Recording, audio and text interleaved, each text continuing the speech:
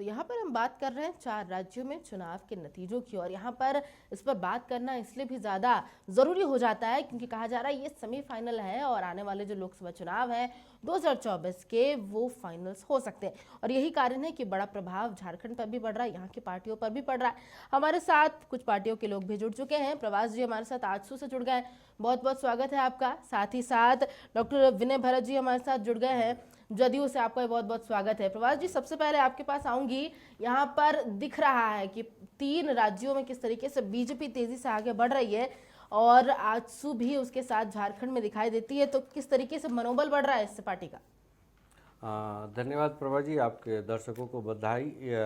बहुत अच्छे कर रही है बीजेपी और ये हमारा घटक दल में के लिए बहुत अच्छी खबर है, क्योंकि लोकतंत्र की ये बड़ी खूबसूरती है। जो आपके जो पंचलाइन है उसी तरह से जो बोलता है कि वही जो जनता ने अपने वोट से कही, ये लोकतंत्र की खूबसूरती है। और अच्छी बात है कि जो भ्रम का और भ्रष्टाचार का जो जाल फैला हुआ था वो कहीं ना कहीं जनता ने तोड़ दिया है। बिल्कुल। अब आपके पास आएंगे विनय जी, क्योंकि लगातार जदयू पार्टी हो या फिर इंडिया गठबंधन की जो पार्टियां हैं वो ओबीसी कार्ड, आरक्षण, जातीय गणना के मुद्दे को लेकर के आ रही थी, लेकिन अब लग रहा है कि उसके आगे मतलब जो है मोदी कार्ड ज्यादा काम कर गया। नहीं, ऐसी बात अभी नहीं, क्योंकि ये जो जातीय जनगणना हुई है वो तो बहुत हाल में 10-15 दिनों पहले की बात है। मैं ये ज़रूर कहूँगा कि ये जो जीत है जो 3 राज्यों से आ रही है, और तेलंगाना में तो खैर हम आ गए और वहाँ पर उन्होंने केसीआर खोया, जो कि बीजेपी के सहयोगी दल की तरह देखी जाती रही है। लेकिन इस चुनाव से इंडिया टीम के घटक को एक चीज़ ज़रूर हमें रेट्रोस्पेक्शन में, अब चूँकि अब इंट्रोस्पेक्शन का समय भी है और रेट्रोस्पेक्शन में भी हम देखना चाहेंगे कि जो चुनावी जो मैनेजमेंट है उस पर वो उसकी जीत ये ज़्यादा, ये जनता की जीत या बीजेपी की जीत से ज़्यादा जो बीजेपी की जो पॉलिटिकल स्ट्रैटेजी, जो इलेक्शन स्ट्रैटेजी है, उसको ध्यान में हम लोगों को रखना होगा और जिस तरीके से वो आगे बढ़ते उसको थोड़ा देखने का समय है। दूसरे ये कि जो ऐसे छत्तीसगढ़ में लगातार जो उनके बने रहने के चलते एक नेचुरल एंटी इनकम्बेंसी भी आती है, तो उसको लेकर के भी हम देख सकते हैं। लेकिन ये भी ज़रा हम लोगों को गौर करने की बात है कि जिस तरीके से सरकारी संस्थाओं का लगातार ये मैं चूँकि किसी को आरोप नहीं लगा, लेकिन स्टैटिस्टिक्स ये कहता है कि जो ईडी हमारा है 95%, अभी जो भ्रष्टाचार की बात परवाज भाई हमारे कह रहे थे, तो भ्रष्टाचार वही उसी को डिफाइन हम करते हैं जो फ्लोर पर सामने आ रहा है। तो ईडी के मार्फत जो चुनाव के ठीक पहले छत्तीसगढ़ में आप रेड करते हैं, अभी ठीक झारखंड के स्थापना दिवस के 1 दिन पहले आप सम्मन दे देते हैं हेमंत जी को, और इस तरीके से विभिन्न राज्यों में, और वैसे ही 40,000 करोड़ रुपए भ्रष्टाचार के खिलाफ तो राज्य सरकार भी खड़ी हो सकती है, एसी भी खड़ी हो सकती है। मैं बता रहा हूँ, मैं जिस तरीके से 40,000 करोड़ के जो जिन पर लगता है दाग, उनको आप शरद जी को, आप वो पवार जी को आप ले लेते हैं वहाँ पर महाराष्ट्र में, और वो लॉन्ड्री में जाते ही साफ हो जाते हैं।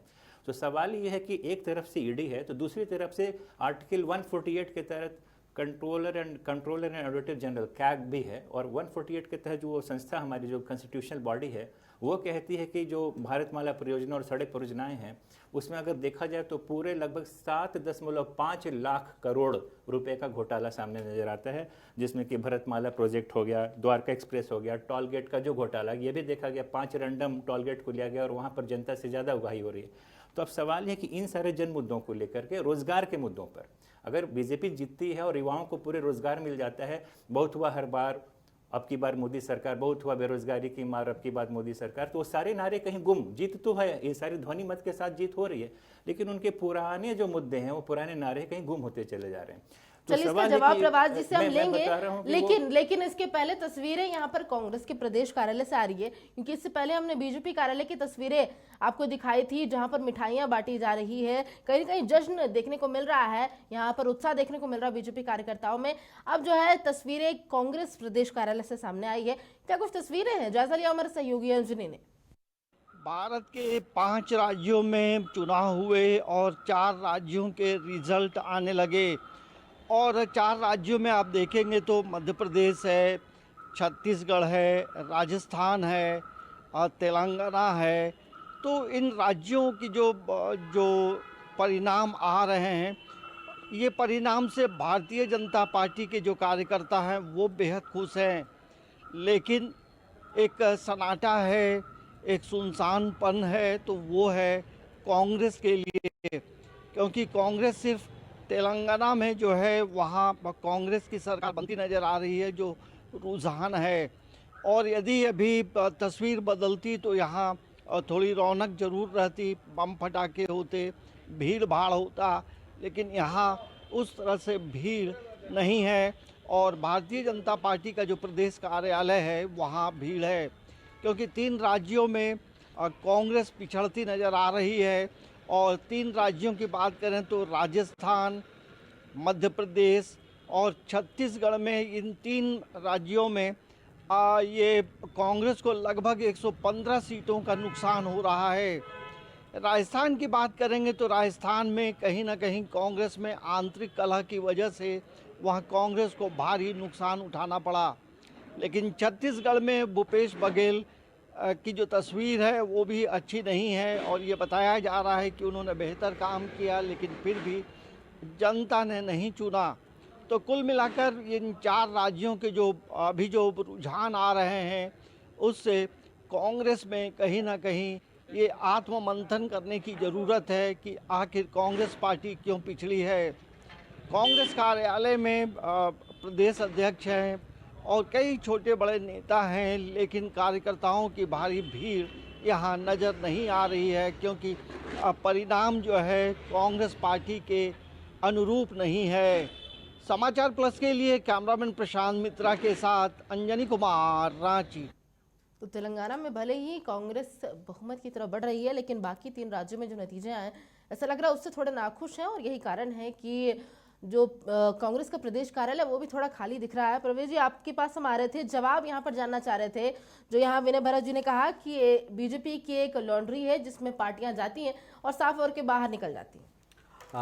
प्रभा जी, विनय भाई जो बोल रहे थे, लेकिन विनय भाई भी अभी कुछ दिन पहले इनकी पार्टी एनडीए के फोल्डर में ही थी और वो चीज़ वो देख रहे थे। ऐसा नहीं है कि वो नया नया है, वो हो सकता है कि वो लॉन्ड्री से बाहर आ गए या क्या। देखिए, बात होती है कि यहाँ लोकतंत्र में अगर जीत होती है ना, लोकतंत्र में जीत होती है तो आप उस चीज़ को आप देखिए, पॉजिटिव लीजिए, आप उसको नकारात्मक नहीं लीजिए। लोकतंत्र में जब लोग मतदाता अपना स्याही उंगली पे दिखाते हैं ना, तो वो खुशी खुशी दिखाते हैं, और लोकतंत्र की वही जीत की खुशी है। आप हमेशा आप चाहेंगे कि स्याही फेंके और किसी को नकारात्मक, ये आत्ममंथन का दौर है। आप आत्ममंथन कीजिए, क्यों आप जनता से नहीं कनेक्ट कर पा रहे। आज बढ़िया बात है कि अलग अलग राज्य में हमारे घटक दल की सरकार बन रही है, तो खुशी की बात है। इसमें खुशी की चर्चा करनी चाहिए, अपनी कमियां गिनानी चाहिए, ना कि स्याही फेंकना चाहिए। ये देखना चाहिए, खुश होना चाहिए कि लोकतंत्र में लोग लाइन में खड़े होकर जो वोट दिए हैं, उंगली की स्याही की फोटो खिंचाए हैं, उसके लिए उनको साधुवाद देना चाहिए। नहीं, मैं तो आज इंटरवेन आ सकता हूँ चर्चा में ना जी।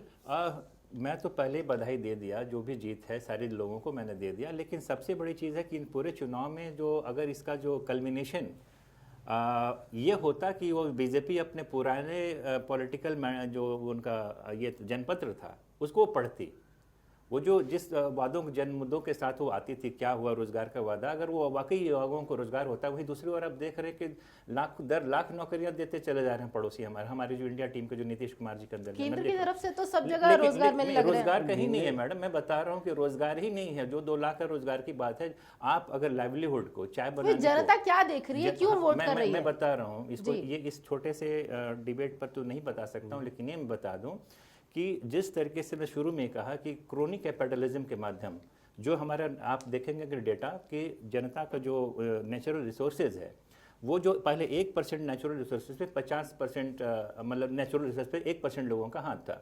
अब 85% जो नेचुरल रिसोर्सेज हैं या जो देश की जो कमाई है, सिर्फ उसी 1% लोगों के पास पहुंच रही है।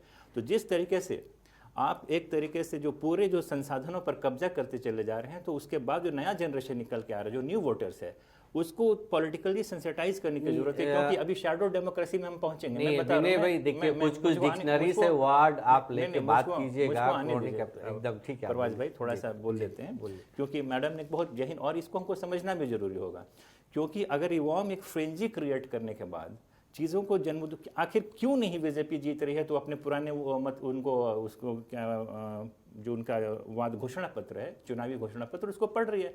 मैं कहता हूं कि अभी तो वक्त आ गया, जश्न मनाने का दौर है, वो 2014 का घोषणा पत्र पढ़े, बहुत हुआ महंगाई की वादे मार को और पड़े। घोषणाएं तो नहीं, कांग्रेस डॉलर के और मुकाबले विपक्ष आप पार्टी बता ने रहे काफी हैं की है। नहीं, मैं कह रहा हूं कि हमारी जो हार है, जो इंडिया टीम की, अगर मैं कांग्रेस को इंडिया टीम है और उसकी हार है तो मैं उसका आकलन करेंगे। हमारा ये कहना है कि हम सारे लोगों को, जो इंडिया टीम के लोग हैं, यूनाइटेड वे स्टैंड इनका नारा भी है इंडिया टीम का, तो इनको यूनाइटेड वे स्टैंड करना होगा लोकसभा में, और साथ में उन सारे मुद्दों को उतने ही तरीके से, उतने ही सही तरीके से लोगों तक सिप कराना होगा जितने सही तरीके से बीजेपी अपने स्ट्रेटेजी को सिप करा रही है। और बहुत सारे जगहों पर जीतने के लिए, वोट के मार्जिन को कम करने के लिए, आप AMI जैसी पार्टियां हैं, वो शैडो जो बी पार्टियां हैं उनकी, वो सारे बहुत सारे फॉर्मेशंस वो कर रहे हैं। जो पैसे का संसाधन की कमी, मुझे लगता है कि जिस तरीके से धन बल का इस्तेमाल हो रहा है, वो धन बल शायद इंडिया टीम के पास और जुगाड़ चलिए करने की प्रभास जी, जरूरत अब है। आपसे जवाब साथ मिलेंगे में- छोटा सा इस पर। साथ में अगर टीम के साथ, रेफरी के साथ आप खेलते हैं तो जीतना आसान हो चलिए जाता है। ठीक है, इंडिया नेटवर्क इसको ये बिल्कुल देखिए, अब देखिए, देखिए अगर विनय आप- भाई, देखिए आप डिक्शनरी से नया नया वर्ड लेके आ रहे हैं, तो ये लोकतंत्र का देखिए उपहास उड़ाने उपहास वाली नहीं, बात मैं है। तो बड़े आप बधाई- देखिए जो सरकार, आप बगल की राज्य के लेके आप देखिए ना, छत्तीसगढ़ ये में, हम- छत्तीसगढ़ की मैं बात कर ये रहा हूँ, जो- एग्जांपल दे रहा हूँ। प्रभास भाई, छत्तीसगढ़ प्रभास में भाई, ये आप जो देखिए भी- शराब घोटाला नहीं, के साथ आप आरोपित है, आप उस तरह का लोग, जनता आप आप आरोपित देख रहे हैं, आप आयुष्मान उस चीज भारत को- योजना में आप नहीं, आरोपी हैं आप भाई। देखिए बिना, ना, मैं बता रहा हूँ नहीं, प्रभास उस भाई, चीज के लिए प्रभास क्या- भाई, विनय भाई, 4,000 आप बोले हमको, आप देखिए बोल लेने दीजिए। 1.24 करोड़ फर्जी लाभार्थी आप डाल दिए हैं आयुष्मान भारत योजना में। 4,771 एक फोन पता से। नहीं ये आंकड़े आप कहाँ से नहीं, लेके आए हैं। देखिए मैं बता रहा हूँ। अखबार में आप विज्ञापन देके आप प्रचार कर सकते हैं, लेकिन एक अखबार ही- में भी खबरें छपती है ना। एक आप ही- लाभुक को आज भी लोग देखिए, अभी देखिए एक ही केंद्र फोन सरकार से। ने अभी घोषणा की है ना कि 85 करोड़ लोगों को आप सीधे खाद्यान्न से जोड़ेंगे, जुड़े रहेंगे। ये सब चीज देखिए। चलिए, योजनाओं की बात हो, फ्रीबीज की बात हो, उसमें जो है विपक्ष आगे रही है, कांग्रेस आगे रही है, लेकिन वो काम नहीं किया। प्रभास जी, आपको थोड़ा सा रोक दूंगी। प्रभास जी, मैं सहमत हूँ, अभी विनय भाई को मैं- थोड़ा सा दुख है, लेकिन चलिए, उनको दुख भी है, एक चीज विपक्ष तो को आपको- दुख है, लेकिन यहाँ पर एक चीज प्रतिक्रियाएं तो सामने आ रही है, आपको लेना वो भी चाहिए। दिखाना जरूरी है। इंडिया बीजेपी का से जो प्रतिक्रिया घटक दल सामने बना आई है। हुआ उसमें मोदी जी के नेतृत्व में देश आगे बढ़ रहा है और उनकी उपलब्धियां जनता के दिल को छू रही है। इसलिए मोदी जी का नेतृत्व, अमित शाह जी की रणनीति और राष्ट्रीय अध्यक्ष जगत प्रकाश नड्डा जी का मार्गदर्शन, वहाँ के कार्यकर्ताओं की मेहनत और जनता का आशीर्वाद, कुल मिलाकर के भारतीय जनता पार्टी की जहां सरकारी रहती है वहां सुशासन का महत्व है। जनता के लिए सरकारें काम करती हैं और कांग्रेस की जहां सरकार रहती है, कांग्रेस का से और का से कुशासन, ये कुशासन का अंत होगा और भारतीय जनता पार्टी के नेतृत्व में जहां सरकार बनेगी, जनता की उम्मीदों पर खरा उतरेगी। महादेव के नाम पर ऐप देखिए, देश के यशस्वी प्रधानमंत्री जी का जो कार्य करने का तरीका है, सबका साथ, सबका विश्वास, सबका विकास करने का जो उन्होंने मंत्र दिया है, उस आधार पर बीजेपी काम कर रही है। मध्य प्रदेश में जो इतने 18 वर्षों से लगातार सरकार काम कर रही है, लाडली योजना हो, गरीब योजना हो, उसका परिणाम दिखाई दे रहा है। जो लोग बोल रहे थे कि जमानत जब्त हो जाएगी, उन्हीं की जमानत जब्त होने की स्थिति में आ रही है। और देखेंगे छत्तीसगढ़ भी बम्पर जीत होने के रास्ते पर है, और राजस्थान का तो कहना ही क्या है। ऐसा मिलाकर के एक पूरे देश में एक अलग प्रकार का वातावरण, खुशी, और कहते हैं कि कीचड़ में कमल खिल रहा है, तो देश में 3 राज्यों में ये कमल खिल। तो चलिए, जो नतीजे, जो रुझान सामने आ रहे हैं, उसका कॉन्फिडेंस जो है यहाँ पर बीजेपी के कार्यकर्ताओं और नेताओं के चेहरों पर साफ दिख रहा है।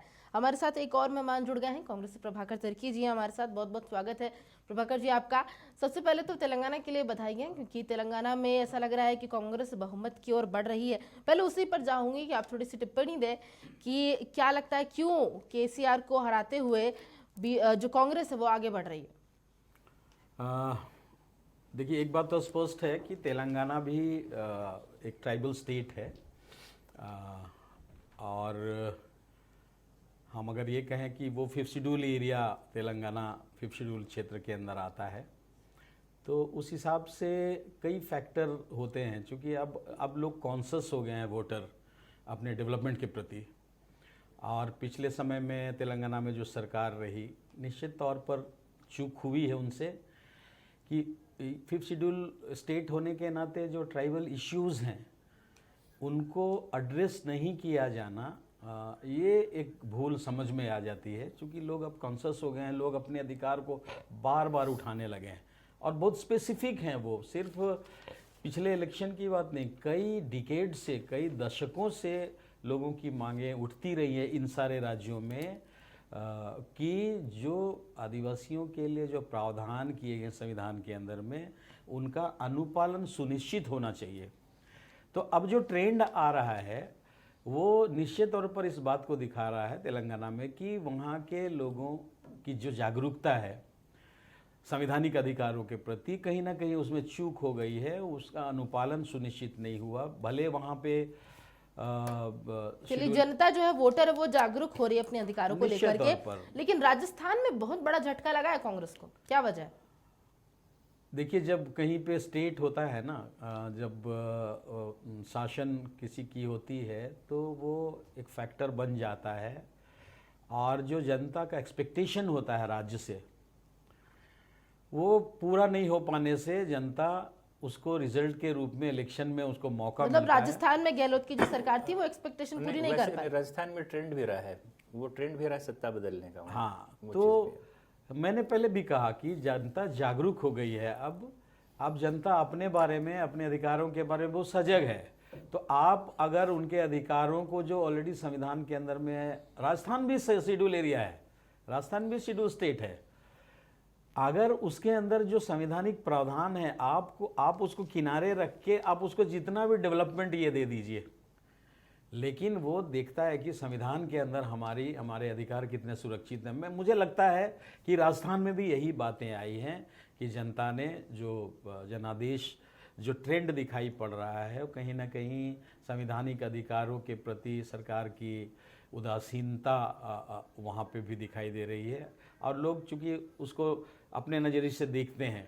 और संवैधानिक अधिकार क्या है, जिसको लोग एक सस्टेनेबल डेवलप के रूप में देखते हैं। भाई पॉलिसी हमारे लिए बननी चाहिए, और वो पॉलिसी जब बनेगी तो डेवलपमेंट लंबे समय तक होगा, उसका रिजल्ट दीर्घायु होगा। छोटे छोटे चीजों को जब आप देखते हैं। लेकिन यहाँ पर जब हम बार बार बात करें कि ये सेमीफाइनल है, फाइनल लोकसभा चुनाव होने वाले हैं, तो एक बहुत बड़ा असर जनता पे भी पड़ेगा। और यही कारण है कि हम भी लगातार ये कवरेज कर रहे हैं कि ये जो 5 राज्य हैं, जो नतीजे आने वाले हैं, उससे माइंडसेट जो हम बात करें शायद वो बदल सकता है लोगों का। नंबर 1 ये है कि विधानसभा के चुनाव के जो मुद्दे हैं और लोकसभा के चुनाव के मुद्दे बिल्कुल अलग होते हैं। कई जगह तो आप देख ही रहे हैं कि वहाँ नहीं, क्योंकि यहाँ पर बड़ा फैक्टर आया था कि बीजेपी स्थानीय चेहरे लेकर नहीं आ रही है, शायद पीछे हो सकती है, लेकिन यहाँ पर फिर भी मोदी फैक्टर चला विधानसभा में। हाँ, मोदी फैक्टर नहीं, अडानी फैक्टर। मैं वापस करूँगा कि बीजेपी की जीत मैं इसको नहीं बोलता हूँ, मैं इसको अडानी फैक्टर की जीत बोलता हूँ। अडानी इंडिया की जीत है ये। एक जिस चीज़ को मैं कहना चाह रहा था कि आप जैसे कि विरोधी को एक मीडिया के ऊपर भी यह खतरा आने वाला है, क्योंकि मीडिया की भी आवाज़ उनको प्रोजेक्शन दूसरे तरीके से मिलेगा। मैं ये कहना चाहता हूँ कि जो चीज़ें जैसे आप कह रहे हैं कि ईडी ने यहाँ रेड डाला, छत्तीसगढ़ में उनको डाला, फिर उसके बाद महाराष्ट्र में जो शरद पवार जी के पास 20,000 करोड़ का था लेकिन वो चले आए तो उनका लॉटरी बैंक में साफ हो गया, ये तो जो हमारे सामने दिख रहा है।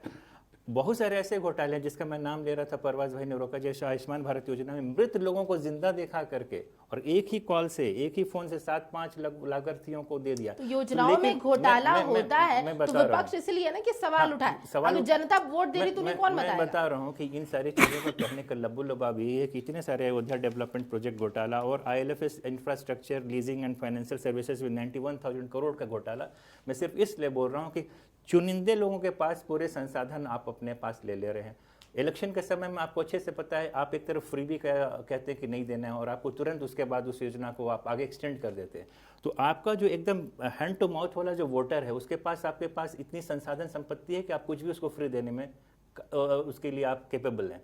तो इन सारी टूल्स को, जो टूल्स का इस्तेमाल अडानी एंड कंपनी कर रही है, उसको अब इंडिया टीम को समझना पड़ेगा कि आखिर उसको लेकर के किस तरीके से उस प्रोजेक्शन, क्योंकि अब चुनाव उतना आसान नहीं है, बहुत ही कॉम्प्लेक्स है और बहुत ही शैडो पॉलिटिक्स में जा रहा है। अभी झारखंड के अंदर मैं बता रहा हूँ कि चूंकि मैं यहाँ की राजनीति करते रहा हूँ, बीजेपी अकेले नहीं है, बहुत सारी पार्टियाँ उसकी शैडो पॉलिटिक्स में साथ दे रही हैं और कैसे दे रही हैं, बगैर पैसे के नहीं दे सकती हैं।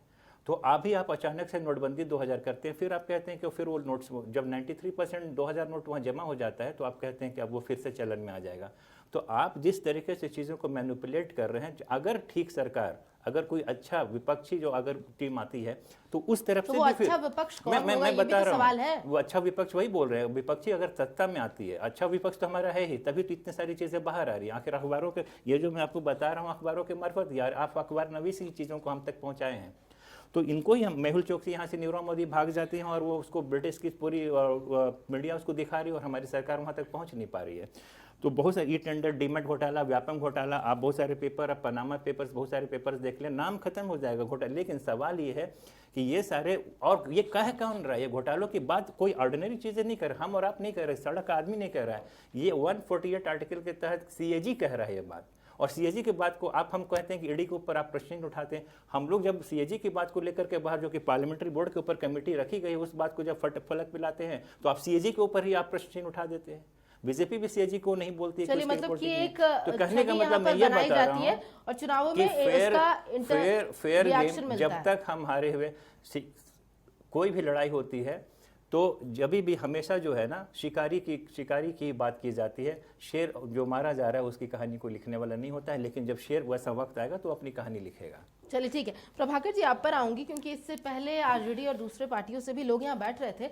उनका ये कहना था कि 3 राज्यों में जो है यहाँ पर कांग्रेस फ्रंट फुट पे आकर के खेलना चाहिए, चाहे कि उनका नाम आ गया, इसके कारण जो इंडिया नेटवर्क पूरा बना था, गठबंधन बना था, वो काम नहीं किया, दूसरी पार्टियां पीछे ही रह गई और शायद उनका सहयोग उन्हें मिला। चाहे और भी इंडिया गठबंधन की जो दिग्गज चेहरे हो सकते थे जो शायद चुनाव में बढ़ चढ़ के भाग लेते, वो नहीं लिए, सिर्फ कांग्रेस ही दिखा हर जगह। देखिए, एक बहुत विशेष बात है, ये गहराई में जाने की बात है। गठबंधन बहुत अच्छी बात है, गठबंधन लोग कर लेते हैं, लेकिन जब ऊपरी तौर पर गठबंधन लिमिटेड हो जाता है ना, तो उस गठबंधन का लाभ नहीं मिल पाता है। अभी हम लोगों को भी अच्छा लगा कि देश के अंदर में एक गठबंधन है, आइडियोलॉजी के बेस पर एक गठबंधन बना, इंडिया गठबंधन बना, लेकिन हम लोग बार बार ये सोचते रहे कि ये गठबंधन का जो स्वरूप है निचले स्तर तक कैसे जाएगा, और जब तक हम नीचे तक नहीं जाएंगे तब तक हम अपनी उपलब्धियों के बारे या अपने विचारधाराओं के बारे नीचे लेवल के लोगों को कम्युनिकेट नहीं कर पाएंगे, तो ये नीचे लेवल तक नहीं जाएगा, और जब नीचे नहीं जाएगा तो रिजल्ट हमको नहीं मिलेगा। ये इलेक्शन रिजल्ट देखिए, यही सब कुछ दिख रहा है।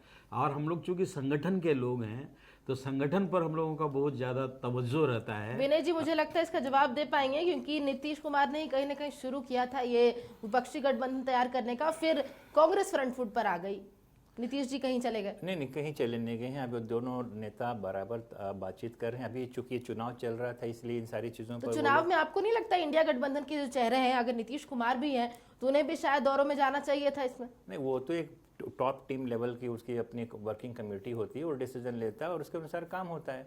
हम तो बराबर कह रहे हैं कि जो चुनाव की जो हार है, जो कुछ राज्यों में और तेलंगाना की जो जीत है, ये हमारी समीक्षा का समय और हम कर रहे हैं। लेकिन जिन मुद्दों को मैं आपके मंच के जानिब से उठा रहा हूँ वो भी आप देखेंगे कि बहुत जहनी विषय हैं और जिस पर कि हम ध्यान दिलाना चाहते थे। क्योंकि अब जो डेमोक्रेसी में जो जा रहा है वो डेमोक्रेसी, मैडम, वो डेमोक्रेसी नहीं रहा, उसका स्वरूप बहुत फास्ट वे में रूप में चेंज होता जा रहा है, जहाँ पर कि बीजेपी को जीतने के बाद भी अपने पॉलिटिकल मैनिफेस्टो को पढ़ने की हिम्मत नहीं है।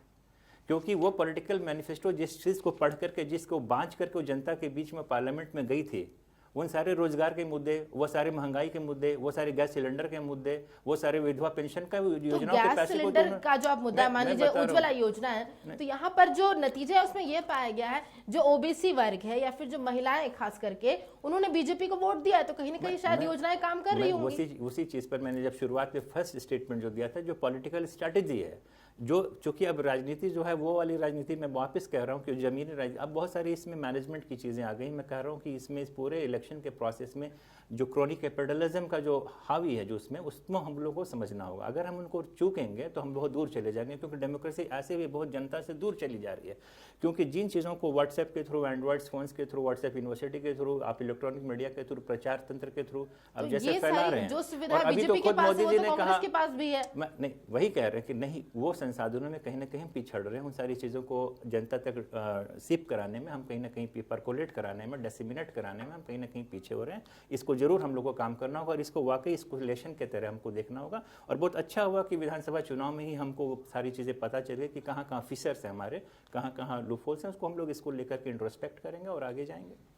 प्रभाकर जी, आप पर आऊंगी। यहाँ पर कहा जा रहा नतीजों के बाद कि फ्री बीज जो बात कर रहे थे, मुफ्त की जो योजनाएं या जो भी चीजें, वो काम नहीं की, क्योंकि कांग्रेस जहां भी जा रही थी वो इन चीजों के बारे में बात कर रही थी अपने घोषणा पत्र में कि फ्री में चीजें होंगी। वहीं बीजेपी का बहुत सारे, अगर रैलियों की बात करें तो उन्होंने योजनाओं की बात की थी, और खास करके ओबीसी कार्ड या फिर जाति धर्म की बात नहीं हुई थी। मोदी जी ने भी कहा कि उनके जो 4 अगर जाति का है तो वो युवा है, महिला है।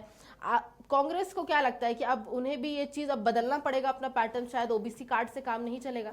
देखिए, पैटर्न बदलने की बात नहीं है, मैं फिर दूर आ रहा हूँ उसी बात को कि जो ऑर्गेनाइजेशनल स्ट्रक्चर है हमारा, ऑर्गेनाइजेशनल स्ट्रक्चर को ऐसा होना चाहिए कि हम अपनी बातों को लोअर लेवल पर, ग्रास रूट लेवल पर कम्युनिकेट कर सकें। हम यहीं पे पिछड़ रहे हैं। अभी मैनेजमेंट की बात आई, बीजेपी के टूल्स की बात आई, कहीं ना कहीं हम लोगों को फील हो रहा है, चूँकि हम ग्रास रूट में जाते हैं, तो अभी चुनाव जो है या इलेक्शन प्रोसेस जो है एक इंडस्ट्री की तरह काम करता है। बिल्कुल। और उस इंडस्ट्री में HR पर्सनल हैं, प्रोफेशनल हैं, डाटाबेस काम करने वाले लोग हैं, तो वो इंडस्ट्री की तरह काम कर रहा है। लेकिन जब हम नीचे लेवल पे जाते हैं तो वोट तो हमको जनता का लेना है, वो तो मैनेजमेंट देखेंगे, लेकिन असल में पब्लिक हमारे साथ कहाँ रिलेट कर रही है ये हम नहीं देख पा रहे हैं। इसीलिए लास्ट मोमेंट में भी रिलेट करेगी जनता? रिलेट इसलिए कि हम नहीं कम्युनिकेट कर रहे हैं ना लोअर लेवल पे लोगों को जाके, हम बात नहीं कर पा रहे हैं। अभी देखिए, सच्चाई को हम लोग को नहीं ये करना चाहिए, डिनाई नहीं करना चाहिए। प्रभाकर जी, एक तरफ कहा जाता है कि बीजेपी ज्यादा दिखावे और शो ऑफ में चलती है, बड़ी बड़ी रैलियां होती है, मोदी जी हर जगह पहुंच जाते हैं, स्थानीय चेहरा नहीं है। दूसरी तरफ बोल रहे हैं कि कांग्रेस डोर टू डोर पहुंच नहीं पा रही है जनता के पास। देखिए यही बात है। फिर मैं बोल रहा हूँ कि बीजेपी पब्लिसिटी है उसके पास में, और लोग कम्युनिकेट अपने ढंग से कर रहे हैं। क्योंकि हम नहीं कर पा रहे, वो कम्युनिकेट कर रहे हैं, तो गलत भी कम्युनिकेट कर रहे हैं तो लोगों को लोग एक्सेप्ट कर रहे हैं। यही बात है। तो जिस दिन हम सक्सेसफुली कम्युनिकेट कर लेंगे लोगों को ग्रास रूट लेवल पर, उस दिन हमको रिजल्ट मिलेगा। तो कांग्रेस एक पुरानी पार्टी है, बहुत पुरानी पार्टी, इतने सालों में संपर्क नहीं मिला। नहीं, ये बदल गया है। अभी बहुत इसमें बहुत बातें हो सकती हैं, लेकिन हम इलेक्शन पॉइंट ऑफ व्यू में बात करें तो मोटे तौर पर इतना ही मुझे दिखता है कि हम जिस इंडस्ट्री में हम शामिल हुए हैं, उस इंडस्ट्री में हम प्रोडक्शन दे पाने में सफल नहीं हो पा रहे हैं, तो उस पर ध्यान देना चाहिए। और उसका एक सबसे बड़ा हिस्सा है ग्रास रूट लेवल में जो हमारे लोग हैं, हम उसको नहीं कम्युनिकेट कर पा रहे हैं। हम आज भी बोलते हैं कि 70 साल की जो कांग्रेस है उसने इतने अच्छे अच्छे कानून बनाए हैं, लेकिन खुद हम उन कानूनों को कम्युनिकेट नहीं कर पाते जनता के बीच में, वहां पे लूज कर रहे हैं हम। मैं अभी थोड़ा सा मैडम को बोलूँगा कि जाति की बात नहीं, मैं आपको याद दिलाऊं कि शायद पूरे हिंदुस्तान में अभी तक जितने भी प्रधानमंत्री हैं उसमें मोदी जी सिर्फ एकमात्र प्रधानमंत्री हैं जिन्होंने अपनी जाति को मंच से कहा। तो ऐसी बात नहीं है, उन्होंने जब मौका लगा उन्होंने ओबीसी जाति में अपनी जाति को, तो मतलब कांग्रेस ने भी उसे फॉलो किया, एक का काम किया, एक का नहीं किया। कांग्रेस तो शुरू से, कांग्रेस और बाकी जितनी पार्टियां हैं, जेडीयू जितनी सारी पार्टियां हैं, आरजेडी जितनी सारी पार्टियां हैं, जिनमें ये तो सामाजिक न्याय वाली पार्टियां हैं। हम लोग तो शुरू से उस रिप्रेजेंटेशन की बात कर रहे हैं जो कॉन्स्टिट्यूशन में आर्टिकल 16 क्लॉज 4 में दिया हुआ है।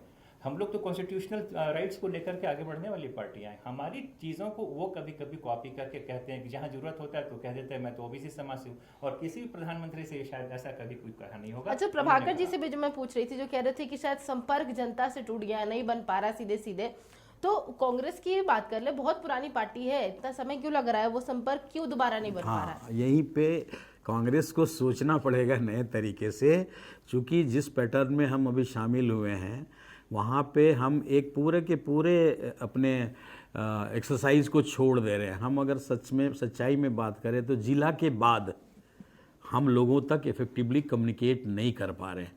अब उसका जो भी कारण रहा होगा, हम कैडर बेस हम नहीं बना पाए होंगे, या हम उतना टूल ये नहीं कर पा रहे हैं, या हम मैनेजमेंट हमारा कमज़ोर, जो भी हो, लेकिन मामला वही है कि हम अपनी अच्छी चीज़ों को भी हम जनता के ग्रास रूट बोल रहे हैं, चूंकि 70% लोग गाँव में रहते हैं और वोट का वो एक बड़ा फैक्टर है। राहुल गांधी जी ने बहुत बड़ी कोशिश की है, वो गरीब के गांव भी जाते हैं, उनसे बात करते हैं, तो जो नेतृत्व का चेहरा कांग्रेस की तरफ से सामने आ रहा है उन पर भी विश्वास नहीं हो रहा है जनता का। नहीं, नेतृत्व देखिए, नेतृत्व तो आ गया। मान लीजिए हमारे राहुल गांधी जी आज अब जनता धीरे धीरे अब एक्सेप्ट करने लगी है राहुल जी को, और हम लोग भी ये है कि पॉजिटिव ये है कि अब एक नेता उभर कर सामने आया है जो इस चुनौती को लेकर खड़ा हो सकता है। लेकिन एक काम बाकी है कि हम अपने काम को जनता के साथ कैसे कम्युनिकेट करें, ये काम अभी बाकी है, वो होना है अभी। जैसे होगा देखिएगा, ये पैटर्न जो आज दिखाई दे रहा है विधानसभा का, वेरी नेक्स्ट इलेक्शन में ये चेंज हो जाएगा, देख लीजिएगा। विनय भरत जी, यहाँ पर जिस तरीके से प्रभाकर जी कह रहे हैं, भारत को लगभग 73 साल हो चुके हैं बने हुए, इससे पहले ही कांग्रेस बनी थी। अब तक अगर आप स्ट्रैटेजी बनाते रहिएगा, सोचिएगा, तो काम कब करेगी पार्टी? ये तो सिर्फ ये 5-4 राज्यों का चुनाव है। अभी भी पूरे हिंदुस्तान के सारे राज्यों का अगर मैप को देखेंगे तो कांग्रेस और इंडिया की जो टीम है उसका झंडा बुलंद है। और वहाँ पर झारखंड से लेकर के बिहार और बिहार से जितने अभी अन्य राज्य, दिल्ली, सारे जगहों पर अभी ऐसा कहीं भाजपा है नहीं।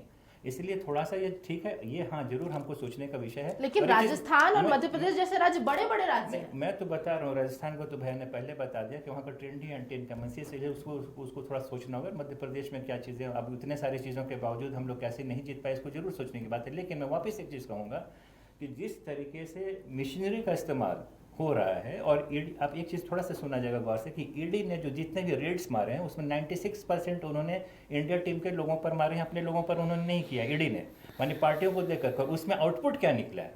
96% जो मारे उसमें सिर्फ 6% लोग दोषी पाए गए हैं। यानी कि ये जो है ये सिर्फ एक थ्रेट की तरह इस्तेमाल किया जा रहा है और वो सारी जांच। और क्या होता है कि ठीक चुनाव के पहले आप छत्तीसगढ़ में तो आप कंसंट्रेशन स्ट्रैटेजी जहां उनको जनता के बीच जाने का समय दिए होंगे, इतनी लूप होल्स हैं पार्टियां में, तो मुझे लगता है कि इंडिया गठबंधन के पास एक बहुत अच्छा मौका था इसको चुनाव के सामने रखने का। लूप होल्स नहीं, ब्लैक होल्स है बीजेपी के पास। वही बोल रही हूं, ब्लैक तो विपक्ष के पास तो बड़ा नहीं, मौका मैं होगा बता रहा हूँ इस बीजेपी सामने जो जीत रही है उसके पास, हमारे पास लूप होल्स है तो उनके पास ब्लैक होल्स है। लेकिन जरूर ये है कि वो चीजें अभी आ नहीं पा रही हैं, जो कि हमारी सरकार काम तो आप ही का है ना, इसलिए विपक्ष के लिए काम है। इसलिए कि जिन संस्थाओं पर, जिस एस्टेब्लिशमेंट पर जनता विश्वास करती थी, वो एस्टेब्लिशमेंट्स भी शायद उनको और मजबूती से काम करने की जरूरत है। चलिए, एस्टेब्लिशमेंट की क्योंकि आप बात करें विनय भरत जी, तो एक और चीज कही जाती है कांग्रेस के बारे में, आपका इंडिया सीएजी तो नेटवर्क के बारे चिल्ला के कह रहा कि है अंतरकलह चल रहा है पार्टियों में, इसके कारण भी पीछे रह जा रही है। अंतरकलह तो सब तरफ चल रहा है, लेकिन मैं जो सबसे बड़ी चीज बोल रहा हूँ कि अडानी एंड कंपनी को हराने के लिए और बहुत अच्छे से हम लोग आना पड़ेगा,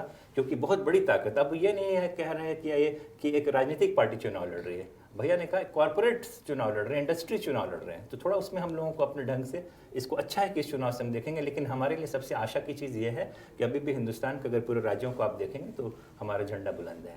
कितना समय लगेगा इसमें? देखिए, अब 2024 एक बहुत बड़े आदेश के साथ खड़ा है। बिहार ने जो 75% उन्होंने जो रिजर्वेशन जो सोचते थे कि लोग नहीं, उन्होंने जातीय जनगणना निकाल करके, और जिनको जहाँ तक हक पहुँचना था, और इस तरीके की चीज़ें जो उस तरीके पूरे देश के लिए मैसेज दे रहे हैं। लड़कियों के लिए जो मैसेज बिहार की ज़मीन से मिल रहा है कि 50% पंचायत के चुनाव में महिलाओं को आरक्षण है, पुलिस के दरोगा के नौकरी में 33%। मैं बता रहा हूँ तो ये जिस साइकिल योजना के तहत जैसे लड़कियां पढ़ रही हैं, मान्यता नहीं मिल सकती, उसमें बहुत सारी चीजें आ रही है, उसमें भी लूप होल निकाले जा रहे हैं कि राज्य ने अपने हिसाब से जो जातियों के जो आंकड़े सामने लाए वो ऊपर नीचे हुए हैं। नहीं, उसको अगर लूप होल्स निकाले तो बिहार सरकार ने तो शुरू से केंद्र सरकार को मांगा कि आप अपने संस्थाओं से और अपने खर्चे से इसको करा लें। तो वो चीज़ तो बाकी जो अभी तो जो आई है उसका कॉन्ट्रैक्ट तो बीजेपी ने भी नहीं किया, वहां पर तो बीजेपी की सरकार है, बीजेपी में उसने भी वो पार्लियामेंट विधानसभा के अंदर वो किया है, उसको समर्थन। आपको नहीं लगता है कि जनता ने जातीय धर्म से ऊपर उठ के शायद अपनी सुविधाओं को पहले प्राथमिकता दी है? नो, मैं जातीय धर्म का मसला पर नहीं आता हूं। क्योंकि एक तरफ तेलंगाना की हम बात करें तो वहाँ कोई ओबीसी कार्ड नहीं चलता, वहाँ कोई धर्म जाति नहीं चलता है, वहाँ के लोग बदलाव पर, वहाँ के लोग विकास पर विश्वास करते हैं, इसलिए कांग्रेस को चुना। जितने लोग ज्यादा एडुकेटेड हो जाएंगे, साउथ की तरह जिस तरीके से एडुकेशन पर्कुलेट करता है, साउथ से ही उठता है एक आवाज जिसको पेरियार आंदोलन मूवमेंट कहा जाता है। बहुत पहले से साउथ में सारा काम हुआ है, जहाँ की सोशल फैब्रिक को मजबूत करने की और अपने राइट्स को लेकर के आगे बढ़ने की बात है। तो जिस तरीके से अम्बेडकर की ताकतें महाराष्ट्र में जिस तरीके से हर चीज़ें मजबूत हैं, तो जैसे जैसे हम लोग पॉलिटिकली कॉन्शियस होते जाएंगे, पॉलिटिकल लिटरेसी हमारी बढ़ेगी, पॉलिटिकल एजुकेशन बढ़ेगा, तो जो भारत का सपना हम देख रहे हैं, जो इंडिया का सपना देख रहे हैं, वो हमारा साकार हो जाएगा। हम ये इंट्रोस्पेक्शन करेंगे और हम लोग इसको एक अच्छा सबक लेते हुए आगे के 2024 में आपसे वापस मिलेंगे और लगता है कि कुछ जो एक नया भारत जो जनादेश हमारे पास मिलेगा जरूर। चलिए, पूरी आशा। विधानसभा में नहीं, लोकसभा में देखते हैं क्या जनादेश विपक्ष लेकर के आती है। प्रभाकर जी, आपसे सवाल रहेगा, जो आप बार बार बात कर रहे थे कि स्ट्रक्चर में थोड़ी कमियां हैं, उसको पूरा करना होगा। तो कांग्रेस पार्टी जिस तरीके से सबसे पुरानी पार्टी है, तो मुझे लगता है उसे एक इंस्टीट्यूशन की तरह से काम करना चाहिए। जैसे यहाँ पर बीजेपी की स्ट्रैटेजी की लोग तारीफ कर रहे हैं, विपक्ष भी, कि इस तरीके से ये चुनावों के समय काम करता है। कहीं ना कहीं शायद इस जगह पर कांग्रेस को होना चाहिए था कि कांग्रेस को देख करके लोग इंस्पायर होते हैं कि पार्टी इस तरीके से काम करती है चुनाव में। देखिए, मेरा मानना है कि हर चीज़ को नए परिवेश में नए तरीके से सोचने की ज़रूरत है।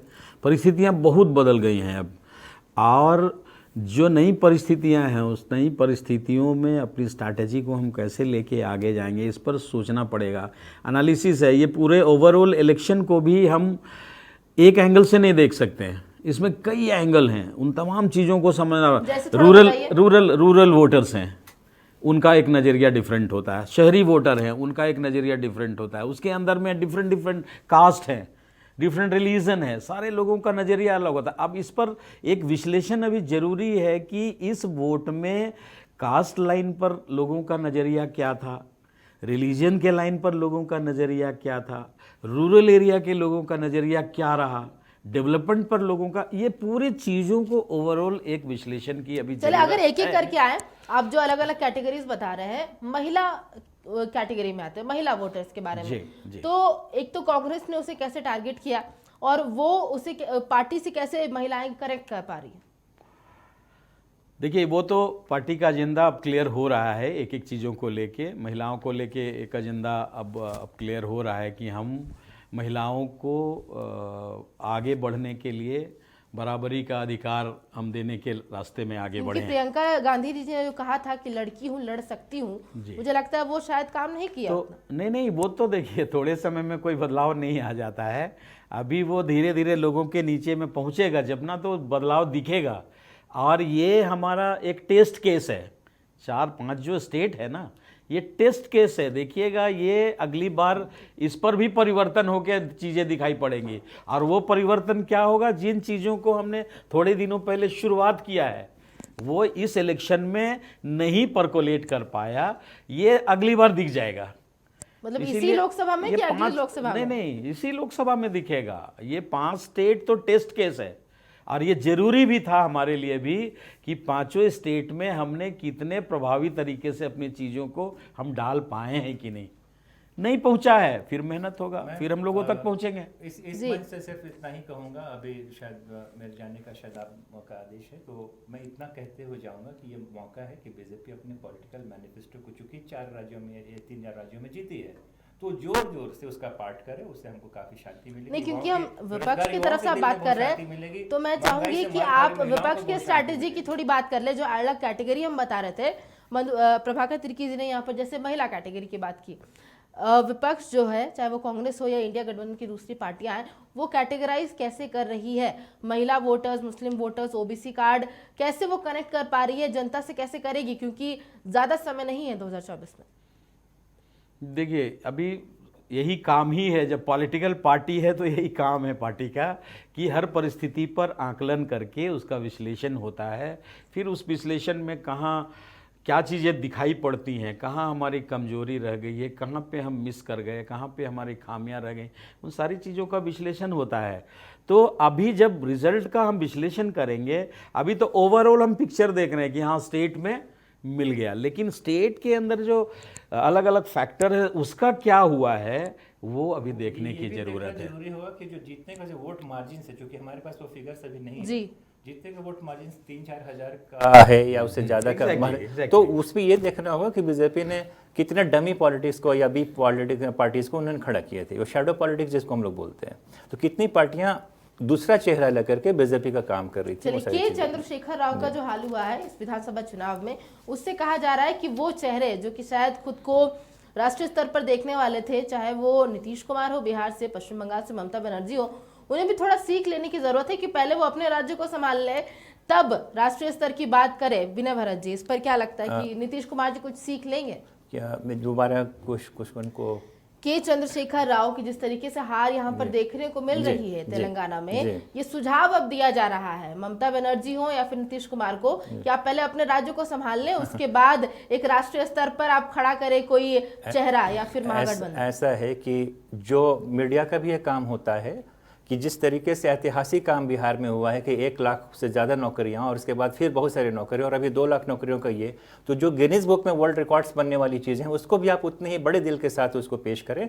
और मैं जहां तक कहता हूं कि बिहार जो है वो इंडिया की टीम को जो बीज उन्होंने फूका है वो पूरे हिंदुस्तान में 2024 में दिखेगा। मुझे लगता है कि बीजेपी को भी वापस अभी बहुत ज़्यादा, मुझे मालूम है कि बीजेपी बहुत सारगर्भित पार्टी है और उसको बहुत ज़्यादा उसको नहीं लगी और वो भी अपने ढंग से सिंसियर होने लगी और सारे लोगों से सिंसियर तरीके से जाने की जरूरत है। और अब देखेंगे 2024 में इसका नतीजा जो नीतीश जी ने और शुरुआत की है, बिहार से जो शुरुआत हो रही है उसका पूरा असर आपको पूरे इंडिया में देखने को मिलेगा। क्योंकि आप जवाब दे रहे हैं 2024 का, तो इस सवाल का भी जवाब दे दीजिए कि नीतीश कुमार अभी जैसे फ्रंट फुट में एकजुट तो कर रहे हैं पार्टियों को, तो लोकसभा में भी वो फ्रंट फुट पर रहने वाले या बैक फुट में पार्टियों को आगे करेंगे या फिर उनका चेहरा आगे रहने वाला है? नहीं, फ्रंट फुट और बैक फुट का जो टर्म है इंडिया टीम में नहीं होता है। सब वहाँ पर कैडर्स हैं, सब अपने कॉमरेड्स हैं, सब साथी होते हैं हम लोग। नहीं, क्योंकि जब इंडिया नाम रखा गया था तो मुझे लगता है नीतीश कुमार ने भी नाराजगी जताई थी, उन्हें पता ही नहीं था कि इंडिया नाम रखा जा रहा है। नीतीश जी जो है वो उनके पास जो उनका ग्रे सेल्स है उसका उपयोग हो रहा है उस पूरी टीम में और जिस तरीके से उन्होंने स्ट्रैटेजी बनाई है। अब मैं कह रहा हूं कि बिहार में अगर जाकर के महिलाओं की जब बात कर रहे थे, मैं पंचायत में जाकर के आप देख ली कि महिलाओं 50% वहां पर पहुंच चुकी हैं। आप पुलिस में जाकर के देखिएगा कि 30% वहां पर महिलाएं वहां पर काबिज हैं। आप देखेंगे कि स्कूल में कितनी बच्चियां वहां साइकिल शराबबंदी का भी है, शराबबंदी कानून लागू है लेकिन लोग रोज मर रहे हैं जहरीले शराब से। और दूसरा है कि जिस तरीके से उन्होंने बिरसा के सपनों को साकार करने के लिए बिहार को शराब मुक्त कर दिया है, तो इस तरीके से शराब मुक्त हुआ नहीं है, हर दिन लोग जहरीली शराब से मर रहे हैं। जहरीली शराब से मर रहे हैं। आप वो कितने सारे लोगों ने शराब छोड़ा उसका भी आप अध्ययन कर ले, कितने सारी महिलाओं को इससे शांति मिली, उनके घर में उनके जो शराबी पति थे उनसे उनको उनके पैसे का सही संसाधन उपयोग अपने बेटियों को पढ़ाने में खर्च हो रहा है। ये सारी चीज़ों को भी आपको देखने की ज़रूरत होगी। और बिहार एक इतने सारी चीज़ों के बाद भी शायद किसी भी मंच की जानिब से ये चीज़ आनी चाहिए कि जितना रोजगार, क्योंकि रोजगार एक ऐसा मसला है जिसको लेकर के हम लोग बड़ी कटिबद्ध हैं और हम लोग को मालूम है कि रोजगार और लाइवलीहुड में अंतर होता है। आजीविका को आप रोजगार नहीं बोल सकते, चाय बेचने को आप रोजगार में शामिल कर लेते हैं तो उसको हम रोजगार नहीं मानते, वो लाइवलीहुड होता है। और ये जो इस्टेब्लिशमेंट्स के थ्रू रोजगार मिलने वाली, जो जनता के गाढ़े कमाई के टैक्स के पैसे से रोजगार मिलना होता है, जो ओल्ड पेंशन स्कीम माननीय हेमंत सरकार ने यहाँ पर पूरा किया, मैं उसको ताली बजा करके स्वागत करता हूँ कि आप हार भी गए तो जीत गए। क्योंकि जो चीज़ों को लेकर के हम हमारे टैक्स के पैसे वापस हमारे पास आ रहे हैं। कोविड के लिए प्राइम मिनिस्टर रिलीफ फंड होता है लेकिन prime minister care fund NGO की तरह क्या होता है उसका नहीं मालूम, उसका कोई ऑडिट नहीं हो सकता और उसके बाद कोई हॉस्पिटल हमारे देश में नजर नहीं आता है। पूरे तरीके से उसके जिस तरीके से उसको ट्रीट किया गया, आज हजारों लोग चलते चलते मर जा रहे हैं। उन सारी चीज़ों को देखने वाले कोई नहीं है। बेरोजगार अभी है, उनकी जो टॉक टाइम होती है 20 से 25 साल, उनको नौकरी का कहीं पर कोई ठिकाना नहीं है। जो जितने सारे स्कॉलरशिप्स मिलते थे, साइंटिफिक भटनागर अवार्ड, वो सारे अवार्डों में थोड़ा सा राशि की कमी कर दी गई है। इन सारी चीज़ों को देखने वाले, चूंकि ये सारे बहुत जहनी विषय हैं और जिसको लेकर के ठीक से प्रोजेक्ट हम नहीं कर पाए। अभी जिस तरीके के टूल्स को इस्तेमाल करके हमको जाने, जिन संसाधनों का इस्तेमाल कर, जिस रिसोर्सेज का हमको इस्तेमाल करना है, उस पर हमको काम करना होगा। चलिए ठीक है, शायद विपक्ष इस सेमीफाइनल में कुछ सीख ले और जो खुद की गलतियां अपना रहे हैं कि इन चीज़ों पर काम करने की ज़रूरत है, लोकसभा में शायद इसका कुछ रिजल्ट देखने को मिले। आप दोनों का बहुत बहुत शुक्रिया इस खास बातचीत में। तो ये जो अपडेट है सत्ता के सुपर संडे की हम बात कर रहे हैं वो लगातार पहुंचाते रहेंगे और विश्लेषण भी लगातार चलता रहेगा। बहुत बहुत शुक्रिया, नमस्कार।